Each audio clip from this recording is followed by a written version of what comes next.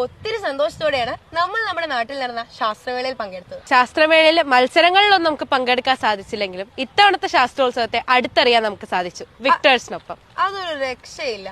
ഈ മത്സരത്തിന്റെ ആവശ്യം പോലെ തന്നെയായിരുന്നു പാലക്കാടിന്റെ ഭംഗിയും. അതുപോലെ തന്നെ ഏഷ്യയിലെ ഏറ്റവും വലിയ കുട്ടികളുടെ ശാസ്ത്രോത്സവം കാണാൻ നല്ല ഭംഗിയുണ്ടായിരുന്നു. മത്സരത്തിന്റെ ആവേശത്തിനിടയിലും പാലക്കാടിന്റെ പ്രകൃതി ഭംഗി കാണാൻ പലരും വിട്ടില്ല. പാലക്കാട് എന്ന് പറയുമ്പോൾ തന്നെ ചൂടായിരുന്നു ഒട്ടുമിക്ക പേരുടെയും മനസ്സിൽ. എന്നാൽ മത്സരത്തിന്റെ ചൂടല്ലാതെ വേറൊന്നും ആരെയും അലട്ടിയില്ല എന്നതാണ് സത്യം.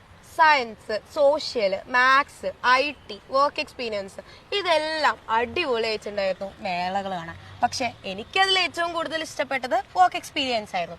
കാരണം അതിൽ പുതിയ അയച്ചായിട്ടുള്ള കൗങ്ങിൻ പാളി കൊണ്ടുള്ള നിർമ്മാണവും മറ്റേ ചൂരൽ കൊണ്ടുള്ള നിർമ്മാണവും ഒക്കെ കാണാൻ നല്ല രസമുണ്ടായിരുന്നു. കാരണം പാലക്കാടിന്റെ തനി ഉണർത്തുന്ന മത്സരങ്ങളായിരുന്നു ഇതെല്ലാം.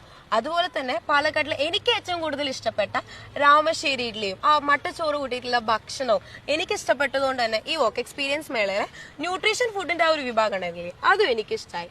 പിന്നെ ചാക്കോ മാഷിന്റെ ഓർമ്മകൾ സമ്മാനിച്ച നമ്മുടെ മാത്സ് ഫെയറും എനിക്ക് ഒരുപാട് ഇഷ്ടമായി. പക്ഷെ എന്റെ ഫേവറേറ്റ് IT ഫെയർ ആയിരുന്നു. അവിടുത്തെ എല്ലാ ഐറ്റംസും ടോട്ടലി അടിപൊളിയായിരുന്നു. പക്ഷെ എന്റെ പേഴ്സണൽ ഫേവറേറ്റ് എന്ന് പറയാൻ പറ്റുക പാചകശാല അവതരിപ്പിച്ച ഡിജിറ്റൽ പെയിന്റിംഗ് ആയിരുന്നു.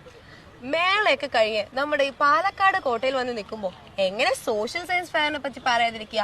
സ്റ്റിൽ മോഡലും വാക്കിംഗ് മോഡലും എല്ലാം ഒന്നിനൊന്ന് മികച്ചത് തന്നെയായിരുന്നു. ഇപ്രാവശ്യം പരിഷ്കരിച്ച മാനുവൽ പ്രകാരമാണല്ലോ എല്ലാ ഐറ്റംസും നടത്തിയിട്ടുണ്ടായിരുന്നു. അതും ഒരു പ്രശ്നവുമില്ലാതെ. അതെ, 10,000-ഓളം പേർക്ക് മത്സരങ്ങളിൽ പങ്കെടുക്കാനും കാണാനും സാധിക്കുന്ന രീതിയിൽ വിശാലമായ ക്രമീകരണങ്ങളോടെയാണ് ഇത്തവണ ശാസ്ത്രോത്സവം സംഘടിപ്പിച്ചത്. ശാസ്ത്രോത്സവത്തിന്റെ ഭാഗമായി നടന്ന vocational expo and career fest എല്ലാ ദിവസവും പൊതുജനങ്ങൾക്ക് വേണ്ടി 3:30 മുതൽ 5 മണി വരെയായിരുന്നു കാഴ്ചയ്ക്ക് വെച്ചിട്ടുണ്ടായിരുന്നത്. പൊതുജനങ്ങൾക്ക് കുട്ടികളുടെ കഴിവ് മനസ്സിലാക്കാനും പ്രോത്സാഹിപ്പിക്കാനുമുള്ള അവസരം ഒരുക്കിയിട്ടുണ്ടായിരുന്നു. മൊത്തത്തിൽ പറഞ്ഞ എല്ലാം സൂപ്പറായി. 7-ാം തീയതി മുതൽ 10-ാം തീയതി വരെ ഇത്തവണത്തെ ശാസ്ത്രമേള നമ്മൾ വിക്ടേഴ്സിനോടൊപ്പം ഒത്തിരി എൻജോയ് ചെയ്തു. അടുത്ത തവണ പുതിയൊരിടത്ത് ആരായിരിക്കും പുതിയ സ്വർണ്ണ കപ്പിൽ മുത്തമിടുക, കാത്തിരുന്ന് കാണാം. അതുവരേക്കും പ്രദക്ഷിണ.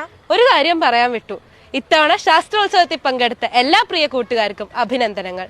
അതുവരേക്കും Pradakshina and Vaidehi signing off. By.